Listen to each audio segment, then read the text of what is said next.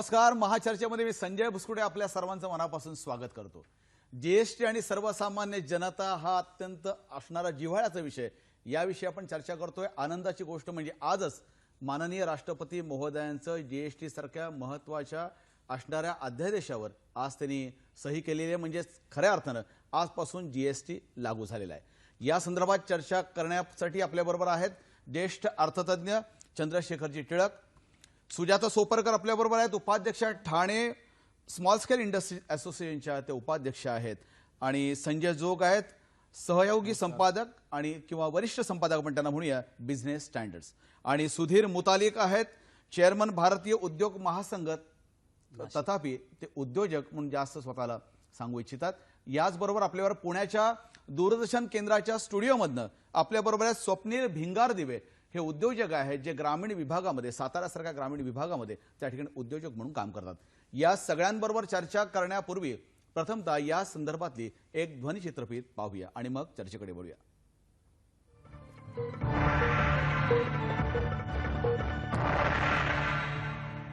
वस्तू सेवा कर म्हणजे जीएसटीचे विधेयक संमत झाले आणि उद्योग क्षेत्रात अनेक तर्कवितर्कांना ऊत आला. देशांतर्गत उत्पन्नात उद्योग क्षेत्र, सेवा क्षेत्र आणि कृषी क्षेत्रातून कर वसूल केला जातो. सध्या केंद्र सरकारचे प्रत्यक्ष व अप्रत्यक्ष करांचे संकलन जवळपास 14.5 लाख कोटी रुपये इतकं आहे. त्यात 34% वाटा हा अप्रत्यक्ष कराचा आहे. वस्तू सेवा कर म्हणजे जीएसटीचे हे अप्रत्यक्ष करातील एक क्रांतिकारक पाऊल आहे. जीएसटी हे एक क्रांतिकारक पाऊल असले तरी अंमलबजावणीमुळे महागाई वाढेल असा एक तर्क काढला जातो. महागाई म्हटलं की सर्वसामान्य जनतेच्या पोटात गोळा येतो. आधीच सततच्या महागाईमुळे सर्वसामान्यांचे बजेट कोलमडले आहे आणि त्यात जीएसटी लागू झाल्यावर आणखीनच खिशाला चाट बसणार की काय असा प्रश्न जनतेच्या मनात उचल खातोय. नेमकं जीएसटी म्हणजे काय, किती प्रकारचे आणि कोणते कर संपुष्टात येऊन जीएसटी लागू होणार आहे, त्यामुळे उद्योगधंद्यांवर कोणता परिणाम होणार आहे, केंद्र, राज्य आणि स्थानिक सरकार त्याचा ताळमेळ कसा राखणार, व्यवसाय व कर प्रणालीत जीएसटी मुळे सुसूत्रता येईल की व्याप आणखी वाढणार, असे अनेक प्रश्न आणि त्यामुळे सर्वसामान्य जनतेच्या मनात जीएसटी मुळे आलेल्या अनेक शंका कुशंकांची उत्तरं शोधण्यासाठी तसंच सर्वसामान्य जनतेला वस्तू सेवा कर म्हणजे जीएसटी सोप्या शब्दात समजावून सांगण्यासाठीच आजची ही महाचर्चा.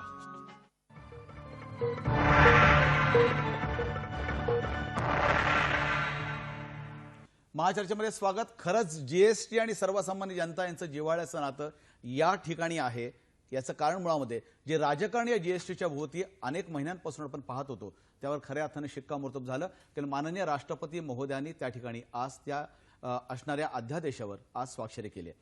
प्रथमतः हा मुद्दा चंद्रशेखर टिळक सांगा की जीएसटी लागू केल्यानंतर अनेक जी कर प्रणाली आहे ती कशी संपुष्टात येईल.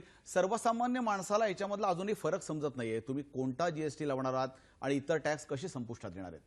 मुळामध्ये आपण एक गोष्ट लक्षात घेऊया की आज जी राष्ट्रपतींची सही या संबंधातल्या विधेयकावरती झाली त्यामुळे आता एका अर्थानं वस्तू सेवा कर किंवा जीएसटी हा आपल्या देशाचा कायदा बनलेला आहे. बरोबर. त्यामुळे त्यातली जी आर्थिक बाब होती किंवा संकल्पनात्मक बाब होती ती आज तिला पूर्ण झालेली आहे. त्यामुळे येणाऱ्या काळामध्ये आता त्याचं प्रशासकीय आणि राजकीय रूप आपल्याला पाहावं लागेल. पण जर जीएसटीची संकल्पना अगदी थोडक्या शब्दात सांगायची झाली तर जीएसटी येण्याच्या काळामध्ये किंवा येण्याच्या आधीच्या काळामध्ये आपल्याकडे 3 पद्धतीतनं किंवा 3 पातळ्यांवरती कराची आकारणी करता येऊ शकत होती. केंद्र सरकार, राज्य सरकार आणि अगदी स्थानिक संघटना ज्यांच्यामध्ये नगरपालिकांसारखांचा वगैरेही समावेश होतो. केंद्र सरकारने अप्रत्यक्षरित्या जो कर लादला जातो किंवा लावला जाऊ शकतो तो होता 2 राज्यांच्या मधला सेल्स टॅक्स की ज्याला आपण सेंट्रल सेल्स टॅक्स म्हणतो, एक्साईज असेल, कस्टम असेल आणि साहजिकच सर्व्हिस टॅक्स असेल. हे 4 पद्धतीचे अप्रत्यक्ष कर हे प्रामुख्याने सेंट्रल गव्हर्नमेंट किंवा केंद्र सरकारकडनं लागू केले जात असत. त्याच्या बरोबरीने राज्य सरकारच्या पातळीवरती व्हॅट असेल, एंट्री टॅक्स असेल, एंटरटेनमेंट टॅक्स असेल, लक्झरी टॅक्स असेल आणि स्टॅम्प ड्युटी असेल अशा प्रकारचे कर लागू केले जातात. आणि नगरपालिकांच्या पातळीवरती आपण ऑक्ट्रा, एलबीटी किंवा टॅक्स अँड युटिलिटीज अशा पद्धतीचा विचार करतो. यातले बहुतांश जे अप्रत्यक्ष कर आहेत, विशेषतः केंद्रीय विक्री कर म्हणजे सेंट्रल सेल्स टॅक्स, एक्साईज आणि सर्व्हिस टॅक्स आणि व्हॅट हे 4 कर प्रामुख्याने एकत्रित स्वरूपामध्ये येऊन वस्तू आणि सेवा कर हा निर्माण होईल. वस्तू सेवा कर आणि आधीची कर प्रणाली ह्याच्यामध्ये 3 वेगवेगळ्या पातळ्यांपेक्षा आता संपूर्ण देशभर एक देश एक कर पद्धती लागू होईल हा जसा मुद्दा आहे. त्याचबरोबरीने दुसरा मुद्दा असा लक्षात घेतला पाहिजे की आजपर्यंत अप्रत्यक्ष करांचा प्रामुख्याने भरणा हा वस्तूंवरती होता किंवा गुड्सवरती होता. वस्तू सेवा कराच्या बाबतीत येणारा परिणाम असा असू शकतो की सेवा कराचं प्रमाण किंवा सेवा क्षेत्राचं करामधलं प्रमाण हे फार मोठ्या प्रमाणावरती वाढेल. आणि याची आज अत्यंत आवश्यकता अशासाठी होती की गेल्या अनेक वर्षांच्या आर्थिक सुधारणांच्या कार्यक्रमामुळे आपल्या देशाच्या राष्ट्रीय ढोबळ उत्पन्नाच्या एकूण उत्पादनात किंवा एकूण उत्पन्नात 54% जास्त वाटा हा सेवा क्षेत्राचा होता. आणि या सेवा क्षेत्राचा बहुतांश भाग सेवा कराचा, विशेषतः आयटी सारख्या इंडस्ट्री ह्या बाहेर होत्या. त्या वस्तू सेवा कराच्या निमित्तानं कराच्या जाळ्यात येतील. त्यामुळे तिघांच्या ऐवजी एक हा पहिला मुद्दा आणि एकंदरीतच कराच्या जाळ्याचं विस्तृतीकरण किंवा त्याचे कक्षा रुंदावणं हे 2 गोष्टी वस्तू सेवा करातनं साध्य होऊ शकतात. संजय जोगजी, तुम्ही पॉलिटिकल अनेक वर्ष या ठिकाणी लिहित आहे. मला सांगा, एकमेव असा मुद्दा आला की माननीय आमदार महोदयांचं त्या ठिकाणी वेतन असो, खासदार महोदयांचं वेतन असो, याकरता सगळे एकत्र येतात. बरीच चर्चेची गुऱ्हाळं त्या ठिकाणी आली. काँग्रेसने मोठ्या प्रमाणात विरोध केला. पण बहुतांश ठिकाणी अखेर याच्यावर एकमत झालं. असा हा ऐतिहासिक असा निर्णय मला असं वाटतो, सर्वसामान्य लोकांना वाटतो. त्यामुळे ह्याच्यामागे काही गौड बंगाल आहे का अशी सर्वसामान्यांच्या मनामध्ये शंका आहे. मला सांगा, हे सगळं एकत्रीकरण राजकीय सगळे एकमताने त्यामागे उभं राहण्याचं प्रामुख्यानं कारण काय? आपण याच्यामध्ये 3-4 मुद्दे घेऊया, वेळ कमी आहे. एक म्हणजे ह्याची सगळी खरी सुरुवात झाली युपीएच्या काळामध्ये. त्यामुळे नॅचरली काँग्रेस जसं म्हणाले तसं we are the parent of this act किंवा आम्ही याचे आर्किटेक्ट आहोत. बरोबर आहे. त्यानंतर आता साधारणपणे 8 ते 10 वर्ष याच्यावर चर्चेचं गुऱ्हाळ चालू होतं. कोण विरोधात गेलं, काय गेलं, याच्यात आय एम नॉट इंटरेस्टेड. 3-4 मुद्दे ज्याचे महत्वाचे केले पाहिजेत. एक म्हणजे जसं टिळक म्हणाले तसं साधारण 17 ऍक्ट याच्यामध्ये सबज्युम होणार. दुसरं महत्वाचं म्हणजे की आता 13 फायनान्स कमिशन असेल किंवा 14वा वित्त आयोग असेल, यानंतर राज्याला मिळणारा जो केंद्राकडनंचा वाटा आहे तो काही प्रमाणात 100% वाढला. परंतु केंद्राकडनं राज्याला मिळणारी जी ग्रँटच्या स्वरूपात किंवा सबसिडीच्या स्वरूपात जी येणारी आवक होती ती भरपूर कमी झालेली आहे. त्यामुळे जरी कॉम्पिटिटिव्ह आणि कॉपरेटिव्ह फेडरलिझमची ही संकल्पना नरेंद्र मोदी असतील किंवा अरुण जेटली हे आता अत्यंत प्रकर्षपणे राबवत असतील, तरी सुद्धा राज्यांवर आता खऱ्या दृष्टीने आता महत्वाचा असा एक म्हणूया, एक बोजाच म्हणूया किंवा एक ओझं निर्माण झालेलं आहे. ह्याच्यात कसं पार पडायचं हे आता राज्यांचं कौशल्य आहे. त्यामुळे ह्याच्यामध्ये राजकारण होतं का? 100% राजकारण होतं. ज्या वेळेला काँग्रेस एड युपी आणि गव्हर्नमेंटने सुरुवात केलेली होती त्यामुळे वेगवेगळे पाट्या फुटत गेले. नाही मग हे जर आलं तर केंद्राची असणारी जी आर्थिक ऑटॉनॉमी आहे ती कुठेतरी संपुष्टात येईल. त्यानंतर केंद्रावर जो मिळणारा एकूणच मग जे रेव्हेन्यू असतील त्याच्यावर कुठेतरी गदा येईल. आणि तिसरं महत्वाचं म्हणजे की ह्याच्यातनं खरोखरच जी राज्य सरकार स्वतःचे म्हणून ऍक्ट जे निर्माण करू शकतात, जे लेजिस्लेटिव्ह आणि लेजिस्लेचर. संजयराव जे विरोध करत होते त्यांना असं वाटत होतं की कदाचित हा विरोध आपल्याला पॉलिटिकली महाग पडेल, म्हणून अखेर जो मुद्दा होता की किती टक्क्यापर्यंत असावा, 18 ते 20% या संदर्भामध्ये एक निर्णय घेतला 22% आणि सहमतीचं राजकारण त्या ठिकाणी आलं असं वाटत नाही संजय. अजून हा सहमतीचं झालेलं नाही. म्हणजे ह्याच्या हा ऍक्ट हा खरं तर आता पुढची गोष्ट प्राधिकरणाने ठरवायचं. ऍब्सोल्युटली. आता मेन तू म्हणतो तसं ह्याच्यात कन्सेन्सस का आला की कन्सेन्सस याचं कारण काँग्रेसने असं सांगितलेलं होतं की ह्याच्यामध्ये कॉन्स्टिट्यूशन प्रत्येक वेळेला जेव्हा तुम्ही बदलत जाल तेव्हा 2/3 मेजॉरिटीसाठी कॉन्स्टिट्यूशन अमेंडमेंट करा किंवा कॅप करा. तो विरोध केला. तो अजूनही म्हणाले आपण हे चर्चेनी जीएसटीच्या करू. अजूनही चर्चेचे मुद्दे त्या ठिकाणी येणार. दुसरा महत्वाचा मुद्दा असाच होता काँग्रेसचा की जो 1% इनपुट टॅक्स म्हणजे त्याच्या 2 कॅटेगरी इथे म्हणजे प्रेक्षकांसाठी सांगायला पाहिजेत. एक म्हणजे प्रोड्युसिंग स्टेट म्हणजे कोण तर महाराष्ट्र, कर्नाटक, तमिळनाडू आणि कन्झ्युमिंग स्टेट मग मध्य प्रदेश असेल, उत्तराखंड असेल किंवा मग ओरिसा असेल. ते ह्याच्यामधला मेन हाच होता की जेव्हा तुम्ही प्रोड्युसिंग स्टेटच्या वरचा बोजा हा कन्झ्युमिंग स्टेटकडे किंवा व्हाईस वर्सा करत असाल तर हे कुठेतरी गणित बदलते का याच्यामध्ये? हे अर्थगतीचं असणारं विश्लेषण योग्य आहे. चंद्रशेखर टिळक मी आपल्याकडे येणार आहे. तत्पूर्वी सुजाता सोपरकर, तुम्ही सांगा, स्मॉल सेफ इंडस्ट्रीच्या आपण असोसिएशनच्या उपाध्यक्ष त्या ठिकाणी आहात. काय वाटतं तुम्हाला कितपत याचा फायदा होईल? कारण शेवटी सगळं गणित आहे ते फायद्याकरता आहे. आम्हाला यातनं काय मिळणार, काय वाटतं तुम्हाला? नाही, एक तर हे एक देश आणि एक बाजारपेठ हे जी संकल्पना आहे ती जीएसटीच्या याच्यामध्ये खरंच आपली याच्यामध्ये प्रत्यक्षात येणार आहे. आणि आता जो सध्याचा जो वेगवेगळे टॅक्सेसचं, जसं टिळक साहेबांनी सांगितलं, वेगवेगळ्या टॅक्सेसचा कॅस्केडिंग इफेक्ट आहे तो खूपशा प्रमाणात कमी होईल. आणि याच्यात आमचं उद्योजकांच्या हिशोबाने किंवा कॉमन मॅनच्या हिशोबाने एक असं आहे की एक ट्रान्सपरन्सी येईल, पारदर्शकता येईल. आता सध्या कसं होतं की आपल्याला कुठले टॅक्स काय द्यायचे आहेत ते एक खूप मोठं गणित करायला लागतं. वेराज याच्यामध्ये आता सध्या जे एक सुसूत्रीकरण येईल आणि पारदर्शकता येईल. सुजाता सोपरकर जी, आपण याचं स्वागत करताय मनापासून असं म्हणायला हरकत नाही. सुधीर मुतालिक जी, तुम्ही काय म्हणतात, तुम्ही उद्योजक आहात, जे सुजाता सोपरकर म्हणतात तुम्हाला मान्य आहे का यातून सुसूत्रीकरण होणार आहे आणि तुम्हाला खूप याचा एकत्र सगळे टॅक्स गेल्यानंतर आपल्याला एकच जीएसटीच्या माध्यमातून विवरणपत्र दाखल करावं लागेल, तुमच्या मागे असणाऱ्या कटकटी कमी झाल्यात, तुम्हाला फायदा होणार नक्की? हा, नाही, सगळ्यात महत्वाचं म्हणजे उद्योजक म्हणून जर मी जर याच्याकडे एका खूप वेगळ्या दृष्टिकोनातून बघतोय. जीएसटी असल्यामुळे कर प्रणालीमध्ये बदल अशा प्रकारची चर्चा कदाचित होती आणि तशी म्हणजे ती जीएसटी टॅक्सेशन असल्यामुळे ती समर्पकपण आहे. पण मला त्याच्या मागच्या कॅनव्हासकडे यायचं आहे. त्याच्या मागचा कॅनव्हास आहे तो बाजारपेठेविषयीचा. भारत जरी हे पूर्ण एक राष्ट्र जरी असलं तरी इथली बाजारपेठ मात्र. सुधीर मुतालिक जी, तुम्हाला यातनं फायदा होणार आहे असं दृष्टिक्षेपात दिसतं का? अजून भरपूर मुद्दे त्यामध्ये चर्चेला येणार आहेत, आपल्याला पूर्ण त्याचा स्वरूप अजून जीएसटीचं काय असेल हे आलेलं नाही. मुद्दा संजय मला तोच मांडायचा आहे. तर ही एक पूर्ण राष्ट्रीय बाजारपेठ म्हणून जी निर्माण केलेली आहे ती उद्योजकांच्या दृष्टीने अतिशय सोयीची असं मला वाटतं. आजच्या कर प्रणालीला जीएसटीच्या आधीच्या भारतीय उद्योजकांना, विशेषतः छोट्या उद्योजकांना संकुचित बनवलंय. म्हणजे महाराष्ट्रामध्येच मी सेल करणार, मी माझा सप्लायर आहे, मोटर बनवतो, उत्तम दर्जाच्या मोटर्स बनवतो, पण त्याला महाराष्ट्राबाहेर मोटर्स विकायचे नाही आहेत. याचं कारण की त्याचं म्हणणं आहे की एकतर मला 2% सीएसटी हा माझ्या दृष्टीने कॉस्ट पडतो आणि दुसरं असं की मला 6-7 महिन्यानंतर माझ्या कस्टमरकडनं मला जो सी फॉर्म मिळवावा लागतो ती प्रचंड मोठी कटकट आहे. खरी गोष्ट आहे. त्यामुळे मी जो मुद्दा मांडत होतो तो अतिशय उद्योजकांच्या दृष्टीने महत्वाचा आहे की या एकूण 122व्या घटना दुरुस्तीमुळे तुमचं म्हणणं राष्ट्रीय बाजारपेठ सुधीर मुतालिक वसवली. जे, तुमचं असं म्हणणं आहे उद्योजकांना फायदा होणार आहे. आपण स्वप्नील भिंगारदेवे आपल्या बरोबर आहेत, जे ग्रामीण विभागातले सातारा साइड ठिकाणचे उद्योजक आहेत. तुम्हाला काय वाटतं, जे पुण्याच्या दूरदर्शन केंद्रावरून आपल्या स्टुडिओमधून आपल्या बरोबर आहेत, तुम्हाला काय वाटतं ग्रामीण विभागातल्या उद्योजकांमध्ये या संदर्भामध्ये कशा पद्धतीचं वातावरण आहे, कसं स्वागत केलं जातंय की कशी नकारात्मकता आहे?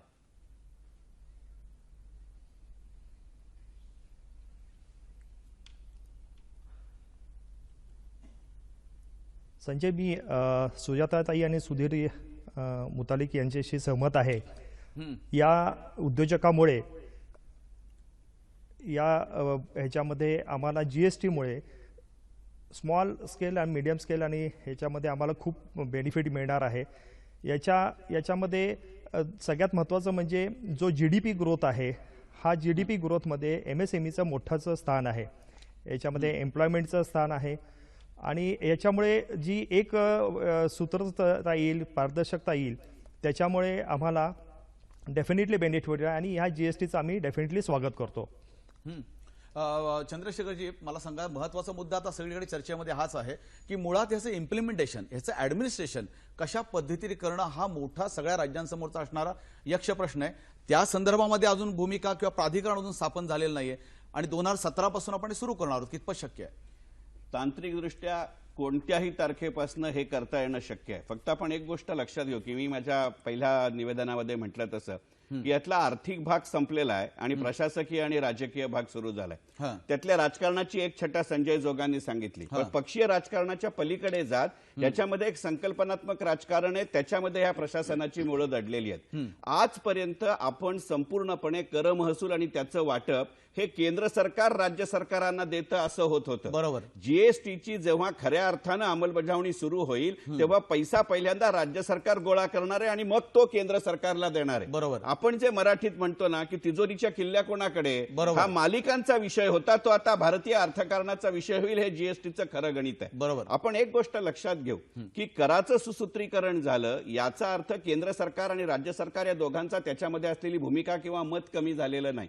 याची प्रत्यक्ष त्यांचं मत अंमलबजावणी कमी झालेलं नाही चंद्रशेखरजी, पण ते मत कशा पद्धतीचं असेल याविषयी आपण चर्चा करणार आहोत. तत्पूर्वी घ्यावा क्षणभर विश्रांती. पाहत राहा जीएसटी आणि सर्वसामान्य जनतेचं असणारं त्याच्याशी नातं.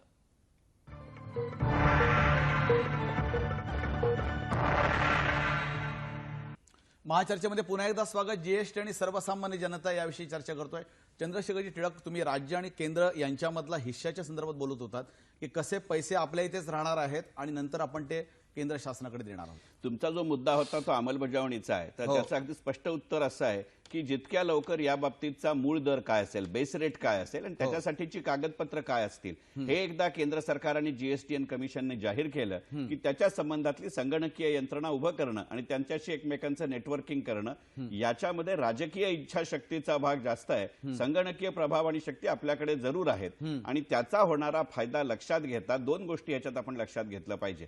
मगाशी ज्याचा ओझरता उल्लेख संजय जोगांनी केला की साहजिक जी मॅन्युफॅक्चरिंग किंवा उत्पादक राज्य आहेत त्यांना पैसा मिळणार आहे, त्यामुळे ते जरूर पैसे त्याच्या किंवा ती अंमलबजावणी करायला तयार होतील. याच्यातला महत्वाच्या भूमिका ज्या तामिळनाडू सारखी राज्य आहेत की जी उत्पादकीय आहेत आणि ग्राहकीय आहेत, पण त्यांनी आपली भूमिका स्पष्ट केलेली नाही. कारण शेवटी एक गोष्ट आपण लक्षात घेऊ की जोपर्यंत सर्व राज्य याला निगडीत होत नाही तोपर्यंत ते राज्य निगडीत झालं पण दुसरं झालं नसलं तरी प्रत्येक राज्याला, कारण आता संपूर्ण देशभर म्हणून एक कर असल्यामुळे दोन स्वतंत्र व्यवस्था सुरू ठेवणं परवडणारं नाही. त्यामुळे जितक्या लवकर सर्व राज्य आणि याच्या कागदांची आणि नियमांची अंमलबजावणी होईल तितक्या लवकर हे करू संजय शकता राव, येतं. अशी केंद्र शासनाची भूमिका आहे. एप्रिल 2017 पासून आपण लागू करणार आहोत अशी घोषणा केलेली आहे माननीय अर्थमंत्री महोदयांनी.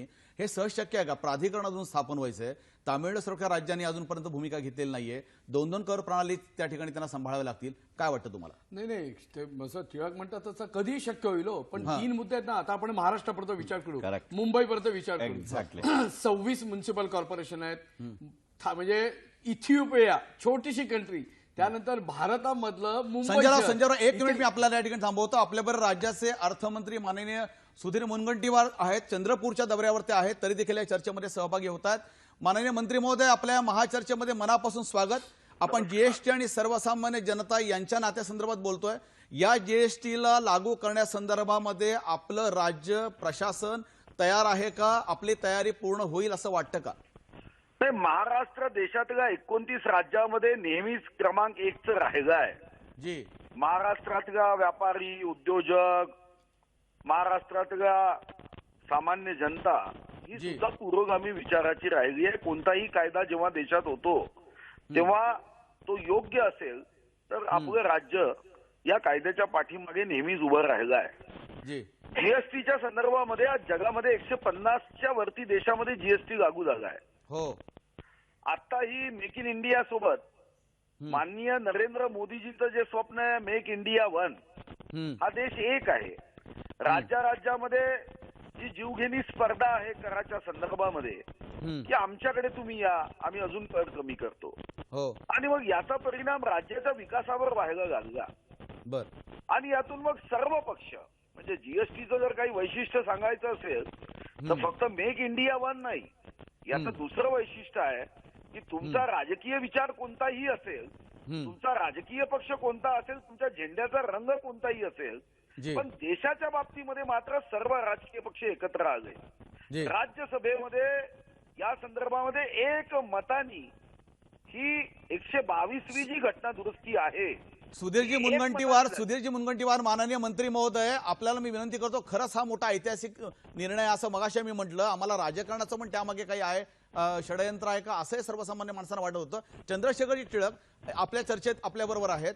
आपण जर का विचार केला, चंद्रशेखरजी जे आपले माननीय मंत्री महोदय म्हणतात त्याप्रमाणे या ठिकाणी वेगवेगळ्या राज्यांमध्ये कर प्रणाली असल्यामुळे उद्योगांना त्या ठिकाणी वाव होत नव्हता, वेगवेगळ्या पद्धतीने खिचाखिची होत होती. आता ती कमी होईल असं त्यांचं म्हणणं आहे. तुमचं काय मत आहे? मुळामध्ये केवळ कराकडे बघून उद्योजक आपला उद्योग थाटतो याच्यावरतीच माझा विश्वास नाही. बरं, परंतु दुसऱ्या पद्धतीने मी अर्थमंत्र्यांच्या मताशी सहमत आहे की निदान अर्थकारण आणि विशेषतः दीर्घकालीन अर्थकारण राजकीय कक्षांच्या पलीकडे न्यायला जर यातनं सुरुवात होत असेल तर ती खऱ्या अर्थाने आपण आर्थिक सुधारणांची 25वी केली असं मी मान्य करीन. मुळात आपण एक गोष्ट लक्षात घेऊ की उद्योगाला जसा कर लागतो तशा इतरही गोष्टी लागतात. त्या सवलतींच्या मध्ये अजूनही स्पर्धा असू शकते. टिळक साहेब मुनगंटीवार आपल्याबरोबर चंद्रपूरवरून आपल्याबरोबर आहेत.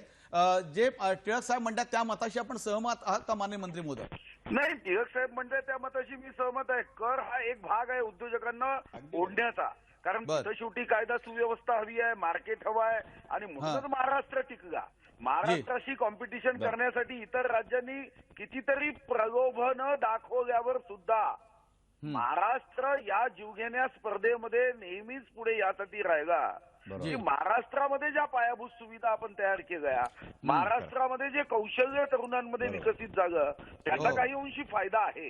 पण आता जो ज्या पद्धतीने कर कमी करण्याच्या साठी जी राज्य पुढे यायला लागली की आम्ही कर कमी करून देतो, यातून जी स्पर्धा तयार झाली ही स्पर्धा काही देशाच्या अर्थव्यवस्थेसाठी योग्य पोषक वातावरण. माननीय मंत्री महोदय, एक महत्वाचा प्रश्न, ज्या जीएसटीच्या संदर्भामध्ये राज्यामध्ये विशेष अधिवेशन पण घेतलं होतं, माननीय मुख्यमंत्री महोदय म्हणले की साधारणतः 1.5 वर्षामध्ये महागाई थोडी वाढण्याची शक्यता आहे. आपण तो मुद्दा खोडलात, म्हणलात की अशी महागाई कोणती वाढणार नाही, सर्वसामान्य माणसाला आपण दिलासा द्याल का? नाही, या संदर्भात मी जे मत मांडलं ते माझं मत नाही, हे एकूणच अर्थतज्ञांचं मत आहे की या संदर्भामध्ये 2 मतप्रवाह जगात आहेत.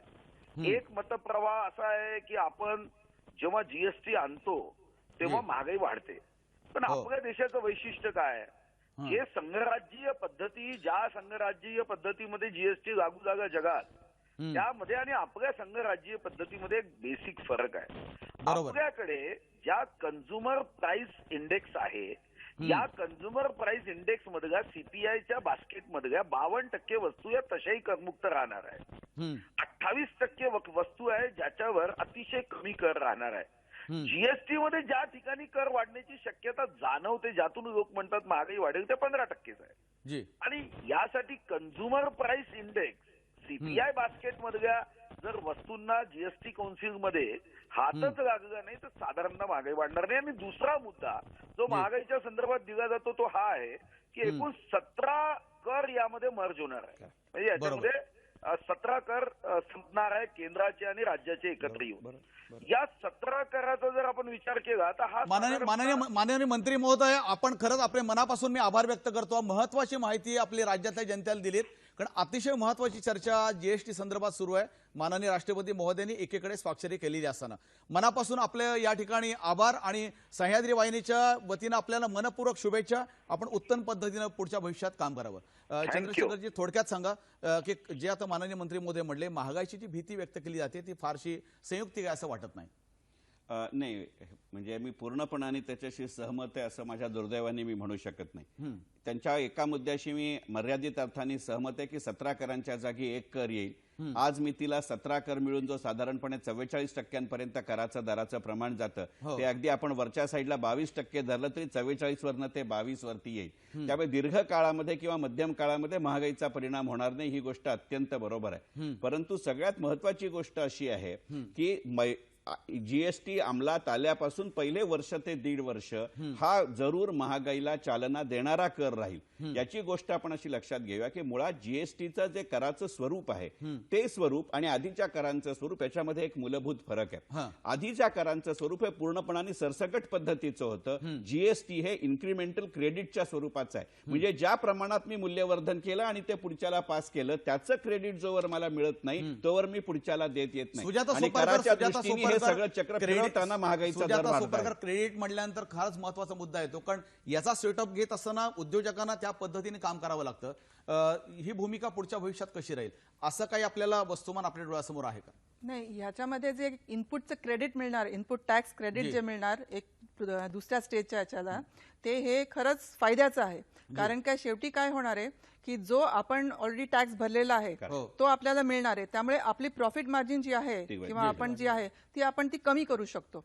आणि त्या संदर्भानेच जो हा कॅस्केडिंग मी इफेक्ट म्हटली होती ते कमी होऊन तुम्हाला शेवटच्या ग्राहकापर्यंत, कारण की शेवटी हा जो टॅक्स आहे हा कोणी जसं म्हटलं तसं उत्पादक किंवा हे ते तर बेअर करतच नाही. शेवटी हा सगळा जो टॅक्स आहे तो एंड युजरला बेसिकली इट इज गोइंग. कर हा खर्च आहे, ही संकल्पना जीएसटी मुळे मोडकळीस येईल असं मला वाटतं. नाही संजय, पण ह्याच्यामधला एक जसं मॅडम म्हणतात तसं महत्वाचा मुद्दा किंवा टिळक म्हणाल तसं एक मुद्दा राहतोच ना की जरी आता इन्फ्लेशन वाढेल नाही वाढेल 10 वर्ष ते आपण बघूया, पण मेन इश्यू आहे आता राज्य सरकारना काय आश्वासन आणि काय एकम ते why they came on board. Arun जेटलीने सांगितलं 5 वर्षासाठी तुम्हाला आम्ही कॉम्पन्सेशन देऊ. अगदी बरोबर आहे. संजयराव एक मिनिट, 5 वर्षासाठी आपण कॉम्पन्सेशन देऊ. महाराष्ट्राची भूमिका या संदर्भातली काय, याविषयी आपण चर्चा करणार आहोत. तत्पूर्वी घ्यावा क्षणभर विश्रांती. पाहत राहा जीएसटी सर्वसामान्य जनता अत्यंत जिव्हाळ्याचा महत्वपूर्ण चर्चा.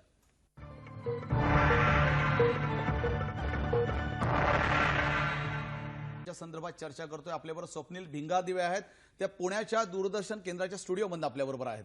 ग्रामीण विभागातील उद्योगांना या संदर्भामध्ये चालना मिळेल अशा पद्धतीची आपण महासुंदर चर्चा करतोय. खरंच तसं वातावरण आत्ताच आणि भविष्यात जीएसटी लागल्यानंतर निर्माण होईल असा आश्वासक सूर सध्या तरी तिथे आहे का, स्वप्नीलजी?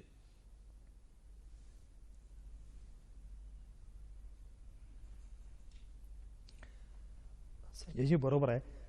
आम्हाला तसं वाटतंय की ज्या ग्रामीण भागामधून जास्त एम्प्लॉयमेंट आता क्रिएट होणं गरजेचं आहे किंवा जास्त बिझनेस तिथं येण्याची गरज आहे, तर ह्या जीएसटीमुळे जेव्हा कर कमी होऊन जाईल तेव्हा ग्रामीण भागामध्ये उद्योजक बऱ्यापैकी येतील असं आमचं वाटतंय. आणि त्यामुळे तिथे बऱ्यापैकी उद्योजक आल्यानंतर अनएम्प्लॉयमेंटचा जो विषय आहे ग्रामीण भागामधला तो बऱ्यापैकी सॉल्व्ह होऊ शकतो त्यामध्ये. स्वप्नील भिंगारदिवे जे म्हणतायत त्याबरोबर सुधीर मुतालिकजी, तुम्ही उद्योजक आहात आणि उद्योजक करताना जे चंद्रशेखर टिळकजी म्हणाले होते की उद्योग करताना एक विशिष्ट भूमिकेहून उद्योजक काम करतो, तुम्ही त्या मताशी माझ्याशी सहमत नव्हतात असं मला वाटत होतं. टिळक साहेबांचं म्हणणं असं होतं की उद्योजक कराकडे बघून उद्योग सुरू करत नाही. हे जरी अगदी खरं असलं तरी आजची परिस्थिती अशी आहे किंवा सत्यता सुद्धा अशी आहे की कराकडे बघून जन्माला घातलेला उद्योग वाढवायचा की नाही वाढवायचा हे मात्र तो नक्की ठरवतो. म्हणजे आज जर तुम्ही बघितलं 90% स्मॉल इंडस्ट्रीज आहे, small and medium scale industries, त्यातल्या 95% हे असंघटित उद्योजक आहेत जे 9 पेक्षा कमी कामगार काम देतात. तर बेसिकली हे मोठं दुखणं आहे. 95% असंघटित छोटे उद्योग हे मोठं दुखणं आहे. ते आता कुठल्याच कराच्या दायऱ्यामध्ये नाही आहेत. तर हे बेसिकली असंघटित राहण्याचं महत्वाचं कारण ही किचकट कर प्रणाली आहे. आणि जीएसटी मुळे म्हणजे तो जीडीपी वाढणार आहे जो म्हणतायत ना, त्यातलं सगळ्यात महत्वाचं असं आहे की हे सगळे असंघटित उद्योजक हे या व्यवस्थेचा भाग बनतील. ही याची मोठी खरं तर उपलब्धी असं मला वाटतं. पण दुसरा नियमित चंद्रशेखरजी, दुसरी एक चर्चा सातत्याने केली जाते. संजय जोग त्यांच्याकडे जाऊया आपण. संजयराव, मुळामध्ये राज्यांना 5 वर्ष केंद्र शासनाकडून निधी दिला जाणार आहे. एकीकडे असं आपण म्हणतो की आपल्याकडे पैसे नाहीयेत, हे कशा पद्धतीने पैसे दिले जाणार, आपल्याकडे कसे पैसे उभे दिले जाणार? मुंबई महानगरपालिकेचाच प्रश्न घ्या ना, तेवढाच घ्या. फक्त एकच व्याख्या, जेव्हा वॅट प्रणाली आली तेव्हा असंच ठरलेलं होतं की 3 वर्ष एक त्याचं सूत्र ठरलेलं होतं, त्यानुसार त्यांना कॉम्पन्सेशन मिळालं. मुळात आता कळीचा मुद्दा हाच होता की कोणी कॉम्पन्सेशन बद्दल बोलायला तयार नव्हतं. एम्पॉवर्ड कमिटी जी आहे राज्याची, त्याच्यामध्ये अमित मित्रा जे आता त्याचे अध्यक्ष आहेत, त्याच्यामध्ये हा मुद्दा प्रकर्षाने त्यांनी रेटला आणि त्यामुळे आता केंद्र तयार झाली. पण मुद्दा इथे संपत नाही. मुद्दा इनफॅक्ट इथं चालू होतो की ज्या वेळेला तुम्ही कॉम्पन्सेशन 5 वर्षाचं आता तुम्ही अबाधित राहील म्हणून सांगता, पण ते कॉम्पन्सेशन स्टॅटिक राहणार आहे. जेव्हा इन्क्रिमेंटल ग्रोथ राहील त्या ग्रोथच्या कॉन्टेक्स्ट मध्ये हे कॉम्पन्सेशन राहील का, तर त्याच्याबद्दल अजूनही संदिग्धता आहे. मुंबईबद्दल बोलूया. मुंबईमध्ये आपलं जे आता महानगरपालिका आहे तर त्याचं वार्षिक जे बजेट आहे हे आत्ताच्या ह्या वेळचं जे आहे ते 39,400 कोटी रुपये. बरोबर आहे. त्याच्यामध्ये ऑक्ट्रायचं उत्पन्न म्हणजे मी तेच सांगत होतो, इथिओपिया नंतर मुंबई हे फक्त एक सिटी आहे की जिथे आता ऑक्ट्राय चालू आहे की ज्याचं उत्पन्न साधारण 8,000 कोटी रुपये हे प्रस्तावित आहे. एका वेळेला तुम्ही म्हणता की कॉम्पन्सेशन मिळणार, पण माझी आता बीएमसीने असं ठरवलेलं आहे की याच्यामध्ये माझी 5 ते 60% वाढ होऊ शकते. पण ही इन्क्रिमेंटल ग्रोथ त्या कॉम्पन्सेशन मध्ये आता अद्यावत धरलेली नाही. पण म्हणूनच आता चंद्रशेखरजी शिवसेनेचा विरोध कुठलाही नाही, नवीन गोष्ट लागू करताना आपल्याला काही नाही, गोष्टी नाही, गृहीत धराव्या लागतील. नाही मी मुळात ह्याचं माझ्या मते जे स्पष्टीकरण देतो की काही प्रमाणामध्ये संजय जोगांचा मुद्दा बरोबर आहे, पण त्यांनी जी व्हॅटची तुलना केली तर मुळात आपण एक गोष्ट लक्षात घेऊया की कोणत्याही गोष्टीची सुरुवातीला नुकसान भरपाई म्हणजे ती फक्त जीएसटी कर असं नाही, कुठच्याही आर्थिक बाबतीतली नुकसान भरपाई आजची परिस्थिती लक्षात घेऊन केली जाते. त्याची इन्क्रिमेंटल कॉस्ट ही मुळात त्या वर्षाच्या वार्षिक अर्थसंकल्पामधल्या अलोकेशन मध्ये करता येऊ शकते किंवा जीएसटीएन जेव्हा त्याचा 18, 20, 22 जो काही दर ठरवेल त्याच्याशी त्याची गाठ घालता येईल. आपण एक गोष्ट लक्षात घेऊया की जीएसटी आणि आधीचे कर याच्यामधला फरक असा आहे की जीएसटीच्या आधीचे कर हे वर्षात किंवा 3 महिन्यात एकदा मिळणारे होते आणि ते वार्षिक होते. त्याच्या विरुद्ध जीएसटी हा एका अर्थाने व्हॉल्यूम गेम आहे आणि दुसऱ्या अर्थाने फ्रिक्वेन्सी गेम आहे. त्यामुळे प्रत्येक फ्रिक्वेन्सीला खरं सांगायचं म्हणजे राज्य किती प्रमाणात केंद्राला पैसा ट्रान्सफर करतायत असं गणित आहे, केंद्र राज्याला कसं देईल हे नाही. आणि त्याच्यातलं जे मी मगाशी म्हटलं की पक्षीय राजकारणाच्या पलीकडचं गणित असं आहे की अत्यंत साहजिक आहे की जसं आपण पाहिलं की जीएसटी मध्ये आंध्र प्रदेशचं यंदा असेंब्ली अधिवेशन होतं तर काल त्यांना स्पेशल पॅकेज जाहीर झालं. त्यामुळे जसजशा त्या राज्यांच्या विधानसभांच्या निवडणुका येतील तसतसं त्यांना कॉम्पेन्सेशन पॅकेज देता येईल. कारण आपण जेव्हा 5 वर्ष पॅकेज देणार आहोत त्याचा अर्थ त्या एखाद्या वर्षाच्या शाळेचा निकाल सगळ्या विद्यार्थ्यांचा एका दिवशी लागतो. चंद्रशेखरजी सत्तेमध्ये असताना राजकारण आणि खुर्चीचं राजकारण नक्कीच खेळलं जाणार, पुन्हाही सत्तेवर येण्यासाठी प्रयत्न केले जाणार.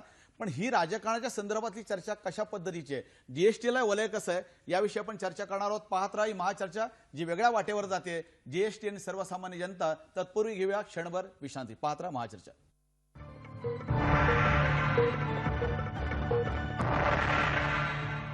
महाचर्चेमध्ये स्वागत. जिव्हाळ्याचा विषय जीएसटी आणि सर्वसामान्य जनता. संजय जोग, पॉलिटिकल एडिटर. राजकारणामध्ये अनेक पद्धतीने आपण आपल्या कमेंट्स केलेल्या आहेत. मला सांगा, येणाऱ्या उत्तर प्रदेशच्या निवडणुका, पंजाबच्या निवडणुका डोळ्यासमोर ठेवून मोठा फटका बसणार नाही याची काळजी सत्तेमध्ये राहणारे घेणार आणि म्हणून याला वेगळं राजकीय वळण आहे. एकच साधं उदाहरण सांगतो ना, आज प्रेसिडेंटनी या संदर्भातली सही केली. कालचं तुम्ही अरुण जेटली साहेबांचं वक्तव्य बघा, ते म्हणाले आमचा हे प्रायोरिटी राहील. पण मी अजूनही 1 एप्रिल 2017 पासून चालू होईल की नाही या संदर्भात साशंक आहे. आपण थोडं मागे जाऊया. आता 2017 साली 2 महत्वाच्या राज्यामध्ये इलेक्शन होणार आहे, ते म्हणजे पंजाब, उत्तर प्रदेश. अत्यंत अटीतटीची आणि उत्तर प्रदेश महत्वाचं राज्य ज्यामध्ये सर्वाधिक संख्या आहे खासदारांची. ऍब्सोल्युटली. तर अशा वेळेला जे जयराम रमेश सातत्याने म्हणतायत की ह्याच्या मागे RSS किंवा कोणी विरोध करताय का, त्यामुळे डिले होईल का, याच्यामध्ये राजकारण नक्की आहे. पण जसं आपण वारंवार म्हणतोय, it's a consensus politics that is been emerge. अशा वेळेला जर रिफॉर्म प्रणाली जर पुढे जात असेल तर हे जे पॉलिटिकल प्लसेस अँड मायनसेस जर बाजूला सोडून जर का मोदी सरकारने याच्यावर कन्सेसनेस पॉलिटिक्स मध्ये सर्वात महत्वाचा भाग म्हणजे उद्योजकांचा असतो. हे उद्योजक राजकीय आशीर्वादाशिवाय काय करू शकत नाहीत, त्यामुळे विरोध करत नाहीत असं नाही ना मुतालिकजी. नाही, मला असं म्हणायचंय की आता संजयजी जे मुद्दे मांडतायत ना, म्हणजे उद्योजक म्हणून ते माझ्या म्हणजे उत्तर प्रदेशची इलेक्शन आणि आमकं इलेक्शन हे माझे मुद्दे खिसगणतीतही नाहीत आणि त्याचा मला विचार पण करायचा नाही. माझा प्रॉब्लेम असा आहे की मला झारखंडमध्ये जर माझं एखादं प्रॉडक्ट पाठवायचं असेल तर रोड पर माझ्याकडे सगळं पॅकेज तयार झाल्यानंतर रोड परमिटसाठी मला 8-8 दिवस 40-40 दिवस वाट बघावी लागते. म्हणजे ते जर मी समजा एनटीपीसीच्या एका प्रोजेक्टमध्ये देणार असू माझं पॅकेज, तर 45 दिवसानं एनटीपीसीचा प्रोजेक्ट डिले होतो, म्हणजे राष्ट्राचं नुकसान होतं. माझी काळजी ही आहे. मला आज म्हणजे एक्साईज साठी वेगळी टीम, वॅट साठी वेगळी टीम, त्यानंतर एलबीटी साठी आपण चर्चा केली. सुजाता सोपारकर जे म्हणतात स्मॉल स्केल वाल्यांना खरे सुगीचे दिवस येतील, त्यांना आता बक्कळ पैसा मिळणार, त्यांच्या खिशात डॉलर येणार. मान्य जे म्हणतात सुधीर मुतालिकजी, अशी परिस्थिती निर्माण होईल. भले 2-4 वर्ष 5 वर्ष मेक इन इंडियाचा पाया आहे. पॉलिटिक्स असाइड, आता आपल्याला भारत देश जर का प्रगती पथावर न्यायचा आहे तर सगळ्यात कळीचा मुद्दा काय आहे की आपल्या भारतामध्ये व्हॅल्यू ऍडिशन करून मॅन्युफॅक्चरिंग व्हायला पाहिजे. आपले पंतप्रधान जसे म्हणतात की make in India, made in India, हे सगळं जर का यायचं असेल तर इथल्या उद्योजकांना एक पीस ऑफ माइंड मिळालं पाहिजे. आणि या ह्याच्यामध्ये आताच्या सध्याच्या ह्याच्यामध्ये सगळ्या तुमच्या या कराच्या म्हणा किंवा पेपरवर्कच्या जंजाळामध्ये 80% वेळ आपला जो एका स्मॉल स्केल इंडस्ट्रीचा एक 1% शो असतो, त्याचा 80% वेळ तुमचा ऍडमिनिस्ट्रेशन मध्ये हा फॉर्म भरा, या इन्स्पेक्टरला हे द्या, ते सगळं हे होतं. या ह्याच्यामध्ये जर का सुसूत्रीकरण येणार असेल तर याच्यामुळे काय होईल की हा जो आहे वेळ आमचा फ्री होईल आणि सुजाता सोपरकरजी खऱ्या अर्थाने एका शब्दात सांगायचं तर सरकारी बाबूगिरी आणि घेणेगिरी उचलेगिरी बंद होणार आहे. भ्रष्टाचार. स्वप्नील भिंगारदेवीजी, ग्रामीण विभागामध्ये अशाच पद्धतीचे चित्र निर्माण होईल का? कारण शहरामध्ये बसताना वेगळं चित्र असतं, ग्रामीण विभागामध्ये सरपंचापासून पोलीस पाटलापासून ते स्थानिक हवालदार सगळे एकमेकांना ओळखत असतात, पद्धतीत बदल होत नाहीत. काय वाटतं?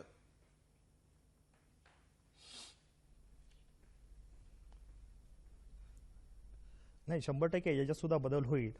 कारण का आता बरेचसे MSME मधले जे बिझनेसेस आहेत त्या बिझनेसेसमध्ये त्यांचे पैसे एक्साईजचा ह्याच्यामध्ये जर का विचार केला तर बरेचसे कॉम्पोनंटवर 20% एक्साईज आहे. आणि जेव्हा तो सेल करतो त्याच्यावर 5% व्हॅट येतो. ह्यामध्ये बरेचसे 15% हे त्यांचे पैसे अडकून बसतात.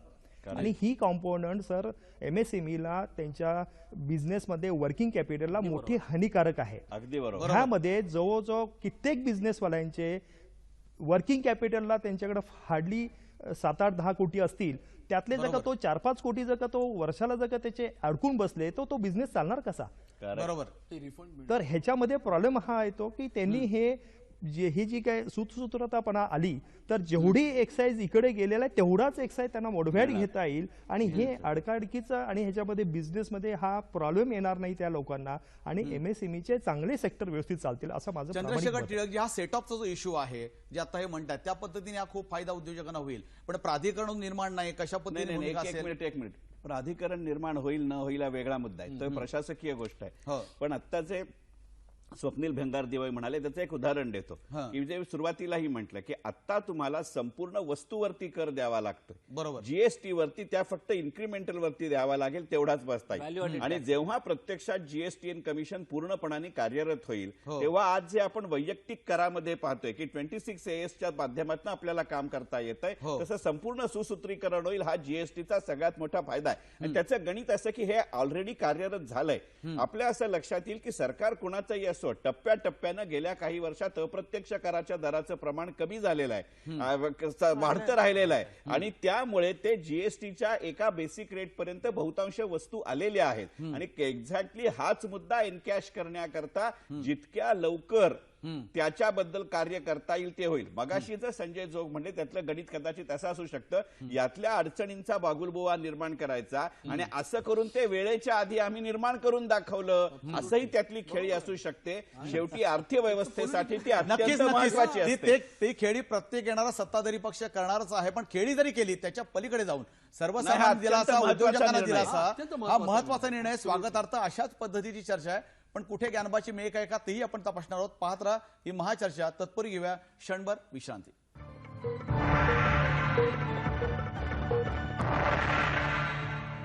महाचर्चेमध्ये स्वागत. जीएसटी आणि सर्वसामान्य जनता. Sujata Soparkar, make in India, make in महाराष्ट्रामध्ये उद्योजक आग्रही पाऊल टाकत पुढे जाणार आणि सिंहाचा वाटा उचलणार अशी परिस्थिती आहे. तुम्ही याच्याशी सहमत आहात का? हो, सहमत आहे. कारण की आता सध्या जो मी म्हटले तसं की देश पूर्ण हा एक बाजारपेठ आहे आणि याच्यामध्ये जसं टिळक साहेबांनी पण सांगितलं की कर हा एकच मुद्दा नाहीये की एखाद्या उद्योजकाचा एखाद्या ठिकाणी उद्योग स्थापन करण्यासाठी. बरोबर. तर या लेवल प्लेइंग फील्डमुळे असं होणार आहे की राज्यांमध्ये अशी स्पर्धा होईल की त्यांना इन्फ्रास्ट्रक्चर वाढवायला लागेल, त्यांना फॅसिलिटीज वाढवायला लागतील की ज्याच्यानी हे उद्योजक आकृष्ट होतील आणि याच्यामुळे हा विन विन सिच्युएशन आहे. त्यामुळे दोघांचाही फायदा होणार आहे. म्हणजे पॉलिटिकल विल जर का बाळगलं राज्यांनी आणि विकासाची वाटचाल झेपावली तर सुधीर मुतालिक, तुमचाही उद्योग राष्ट्रीय, बहुराष्ट्रीय, आंतरराष्ट्रीय पातळीवर जाऊ शकतो. तुम्हाला वेगाने भरारी घ्यावी लागेल. काय सहमत आहात का? हो, 100%.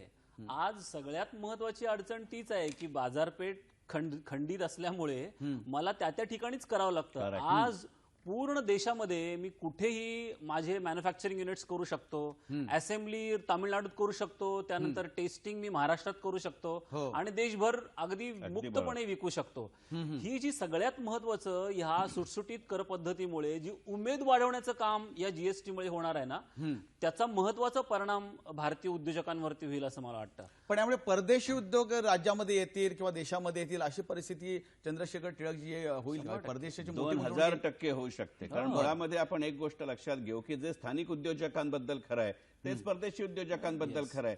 उलट परदेशी उद्योजकांकडे तंत्रज्ञान आणि पैसा ह्या दोन्ही गोष्टी आहेत. ते आपल्या प्रशासकीय गोष्टींना कंटाळलेले होते. जीएसटीने जर एक अख्खा संपूर्ण भारताची बाजारपेठ त्यांना एकसंध एका करात मिळणार असेल तर कोणी येईल. आणि या स्पर्धेला तोंड देणं, यातनं भारतीय स्थानिक उद्योजकांना फार मोठ्या प्रमाणावर चालना मिळू शकते. कृषी क्षेत्रामध्ये स्वप्नील भिंगारदेवेजी, पश्चिम महाराष्ट्रासारखं क्षेत्र आहे, कृषी क्षेत्रामध्ये मोठं तंत्र, विदेशी तंत्रज्ञान येऊन साताऱ्यासारख्या ठिकाणी मोठे उद्योजक येतील, कोल्हापूरसारख्या ठिकाणी येतील, अशी आशादायी परिस्थिती निर्माण होईल. तुम्हाला अशी सहमती वाटते का? असं वातावरण आहे का?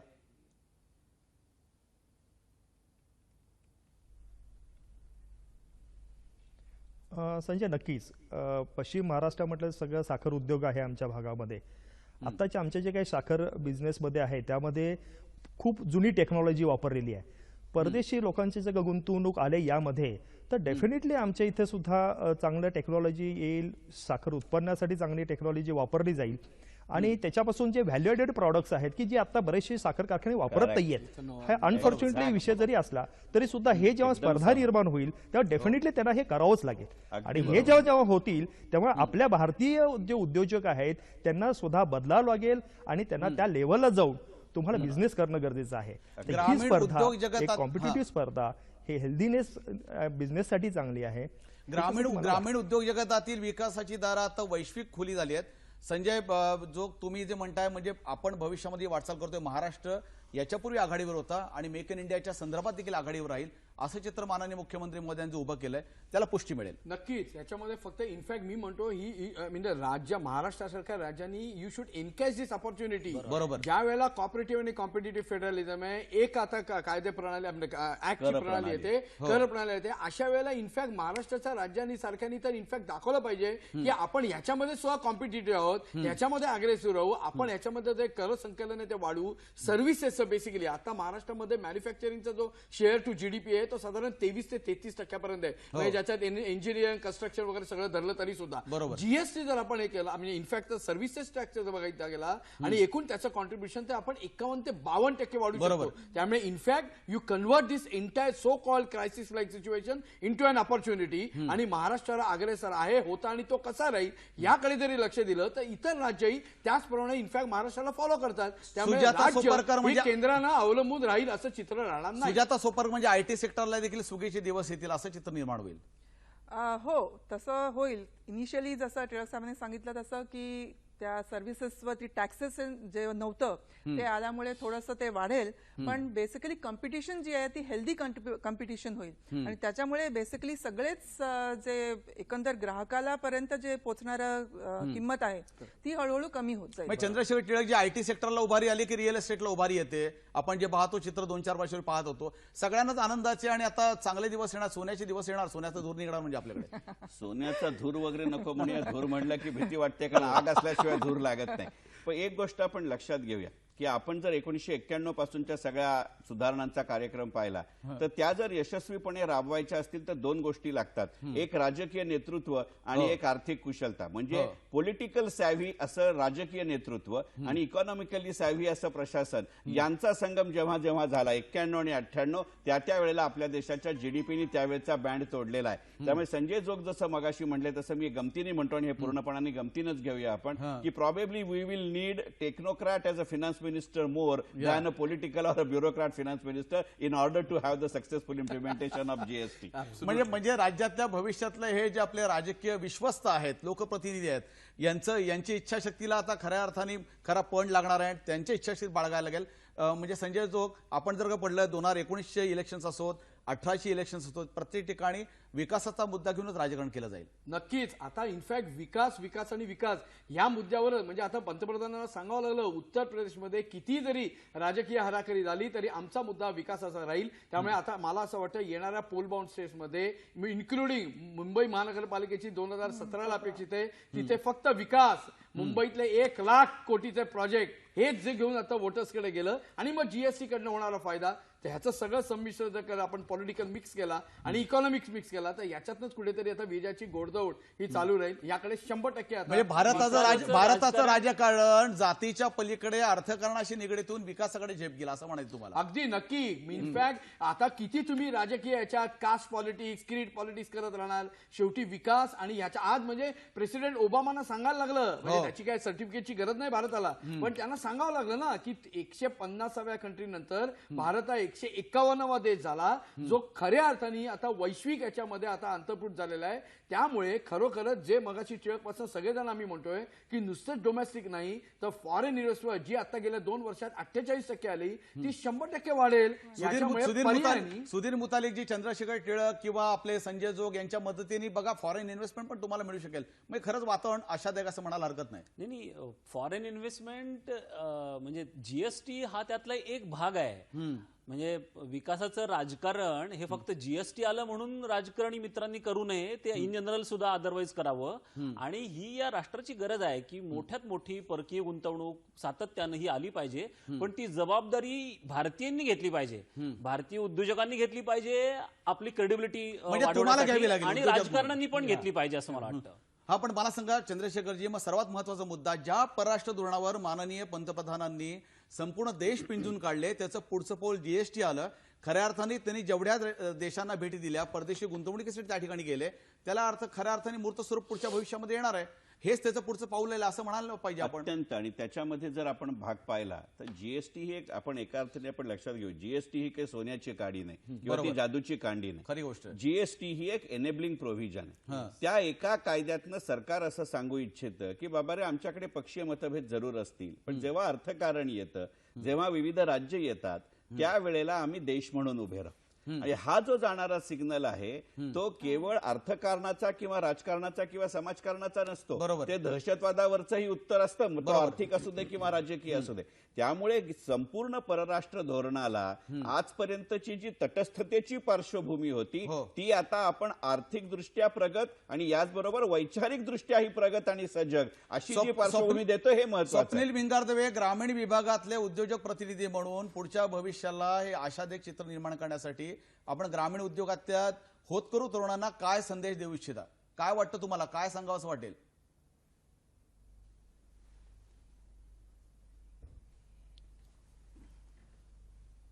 संजय, आपल्या ग्रामीण भागामध्ये एवढं उद्योजकाला तिथं प्रोत्साहनिक वातावरण नाही आहे.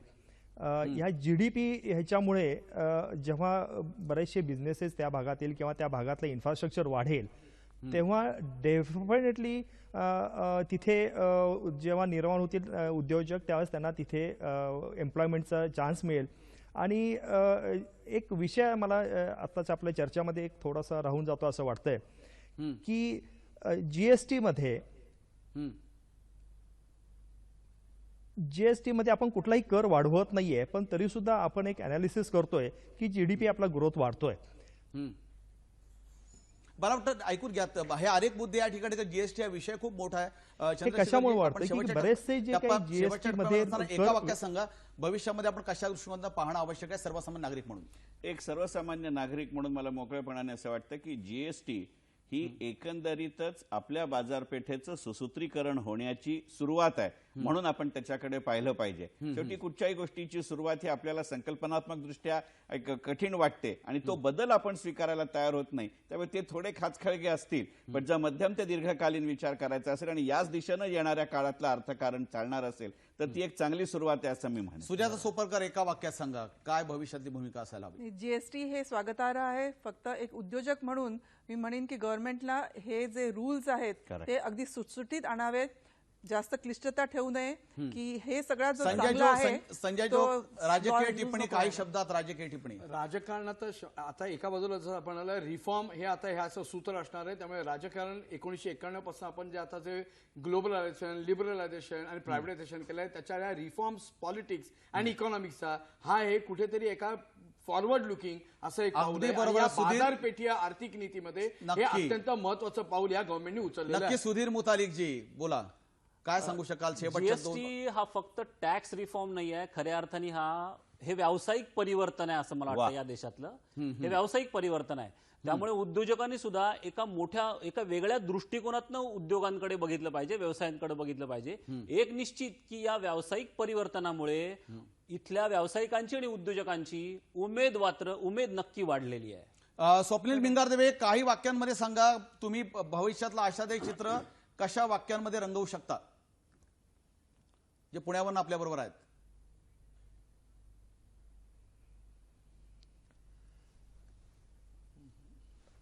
संजय, या जीएसटीमुळे डेफिनेटली बेनिफिट होणार आहे आणि त्याच्यामुळे जी ग्रोथ होणार आहे की आम्ही सगळेजण याच्याशी स्वागत करतो आणि याच्याशी सहमत खरंच आहोत. अतिशय महत्वाचा त्यामुळे मुद्दा आहे. आपण आम्हाला सगळेजण नक्की याचं यामध्ये स्वागत खात्री करता. ही आहे चर्चा की अत्यंत महत्वाची GST मुळे होती. आपल्याला जीएसटी या हा विषय देशामध्ये, क्लिष्ट असून उद्योजकांना देखील बेनिफिट त्याचं नक्कीच स्वागत होणार आहे. करणं हे आपल्या प्रत्येकाचं कर्तव्य आहे, नागरिक म्हणून, उद्योजक म्हणून, राजकारणी म्हणून.